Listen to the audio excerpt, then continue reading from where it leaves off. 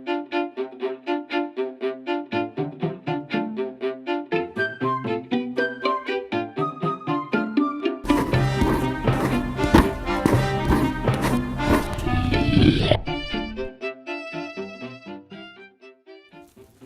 surface de l'étang est couverte de glace, formant un vaste miroir, scintillant, robuste et rigide en apparence. Une bande de jeunes enfants s'élance pour apprécier les joies des glissades. Soudain, un crack retentit, ils se précipitent vers la rive, mais hélas, trop tard, la glace s'effondre sous leurs pas. Dans l'eau glacée, la survie ne sera que de quelques minutes et chaque année, quelques dizaines d'enfants en sont victimes. La température idéale de l'organisme se situe vers 37,7 et notre organisme l'adapte en permanence par rapport à notre environnement. Dans l'eau glacée, les pertes de chaleur par conduction, c'est-à-dire par contact, sont très importantes.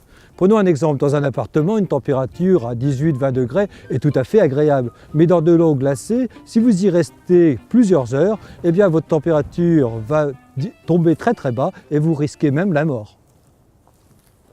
Quand un sujet tombe dans l'eau, son organisme va tenter de réagir en augmentant la production de chaleur par le mécanisme de frisson et puis surtout par des actions métaboliques et une augmentation de ce rythme respiratoire et cardiaque.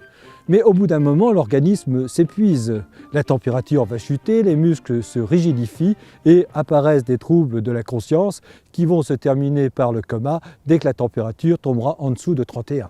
Si vous tombez à l'eau et que la rive est proche, il faut bien sûr nager vigoureusement le plus rapidement possible.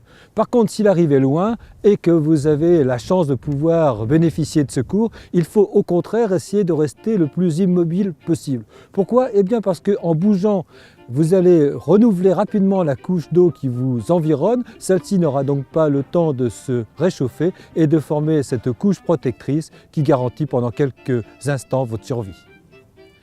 Très honnêtement, si vous tombez dans un lac gelé, votre survie dépendra de la rapidité des secours qui vous seront apportés.